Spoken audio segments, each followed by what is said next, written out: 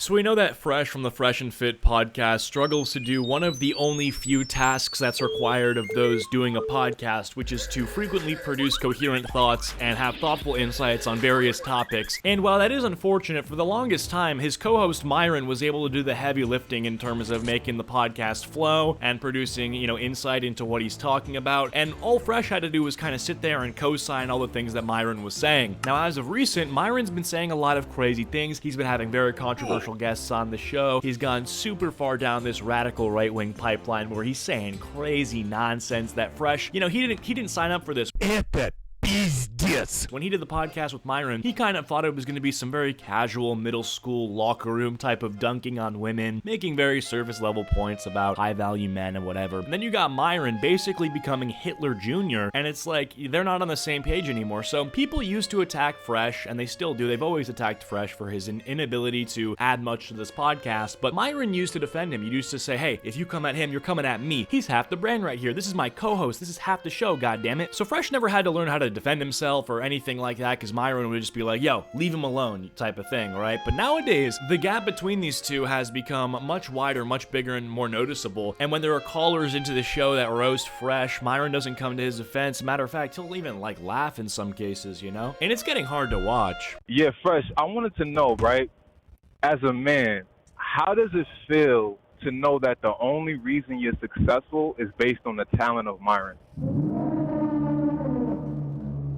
How's it feel? Yeah, how does it feel to know that if it wasn't because you met Myron, you would still be working at Chick-fil-A or whatever it is you used to do? So instantly the pause between the question being asked and him saying anything was silence, usually filled by Myron being like, leave him alone, or instantly thinking of something to defend his co-host with. But instead he doesn't come in to save him, so Fresh is just kind of sitting there buffering. He realizes that he's on his own and he actually has to think of a defense, and he re-asks the question to stall because he knows he's stranded now, and Myron's getting his giant water bottle to sit back and watch this one. What was my last job?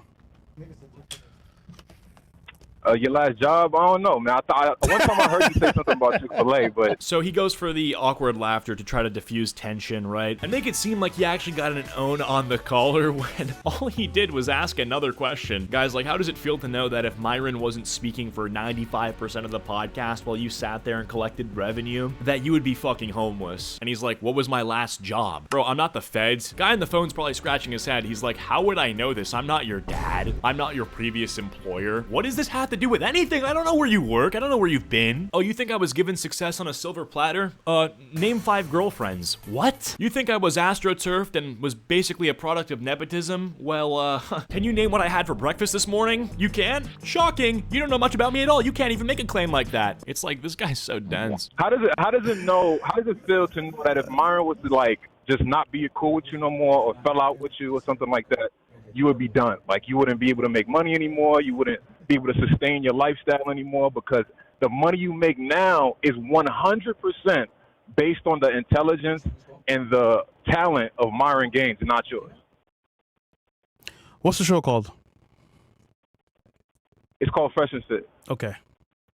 Just wondering. So his inability to answer questions is jarring, okay? It's a little frightening. Hey, Fresh, how was your day? Why are you asking me these questions? I don't know, I'm just curious how your day was. Let me ask you this. How was your day? It was all right. Okay. And how does that affect you? Not in any sort of particular way. Interesting. Now, when you come to me, ask me, how's my day? What are you hoping to get? It's just his brain works in such a way that I don't think there's anything he's less qualified for than podcasting. Unironically, the Hawk Tuah girl is better at this. What's the show called? Fresh and Fit. Oh, so we must provide equal value because the name of the show is Fresh and Fit. Genius. Yeah, it's certainly not a situation like chips and guacamole where without the guacamole, you're gonna be fine, but without the chips, you just are left with a bowl of guac. How does you going contrary to the things that Myron says on Twitter and attacking his friends and disproving of his actions, how does that help the show? Let me ask you this, bro. What is me giving you an answer gonna help you with today? I mean, no, I just feel like you've never really answered for any of these things. Myron has never confronted you, at least not, publicly. I don't hear the callers confronting you about it. So I'm like, well, I want to hear your answer to these questions. You know what I'm saying? Like, you know what the audience thinks about you. Let me get this straight. You know what the audience thinks about you. Let me get this straight. straight. You know the audience believes that you bring nothing to the show. It seems to me like the reason that Fresh is still around here is because he was here from the start, and I guess, loyalty will get you far in this life. But in terms of present-day modern value that he's providing to the podcast, it's very little. Like, I'm not talking about this from, like, a perspective sort of thing, like, oh, the views, like, the quality of what they're saying, because it's all garbage. I'm talking about the sheer volume of words being spoken, thoughts being produced, clips going viral, because the success of a podcast really just boils down to attention. And when you have two people on the show, whoever's getting the most attention by producing the most words is therefore adding the most value. It's not even close to who's adding more value in this case. Obviously, Myron has heinous views, and I will not support anything he's saying, but he is the one making this show fucking money. Yeah, so I'm surprised they even took this call, because Walter was just getting roasted, and this is why he needs Myron to step in and defend him, because Myron's better at defending Walter than Walter is at defending himself. But even when Myron gives Walter some credit for the success of the show, it's crazy. He's still like, listen, I know Walter has some flaws, and instead of Myron saying, I know he doesn't go to the gym or he doesn't work on himself as much as he should, Myron says his flaws are he stutters and he's black. That's what Myron says about his co-host. Say all the shit that you guys want to say about Fresh. Look, I get it. The nigga stutters and he's black. But at the end of the day, bro, he's been an instrumental part of keeping Fresh and Fit afloat, despite the cancelizations, demonetizations, etc. So he does a lot of things behind the scenes, man, to keep the show going. That seems to be the main thing you can give Fresh credit for nowadays, is that he's kind of the only thing standing in between Myron and getting the show completely deplatformed. Because I would speculate if Fresh and Fit was just Myron's podcast and he did everything, he would have had no self-control and would have said some things to get the channel completely nuked off everything. But because he knows it's not just himself that he would be hurting, but it's his employees and Fresh as well, that he does have to moderate a little bit of what he's saying. The thing is, though, if you're Myron, all you have to do is not say, like, maybe a few things that you want to say, get Fresh out of the equation and start your own podcast, and you get to keep whatever money you were paying him to be on the show, and maybe viewership gets decreased by like 10%, but I don't understand why he hasn't done that already, to be honest. I suppose it's just from the loyalty, but... You know what I'm saying? The whole situation with that girl, the Chinese girl, these are things that happen. You know what I'm saying? These are things you've done. You know what I'm saying? Girls come on the show, they disrespect you on the show, bro. You know what I'm saying? You don't even say nothing. Myron got to back you up. Myron got to help you out. He got to save you. You know what I'm saying? You a grown man, bro. Fight your own battles, bro.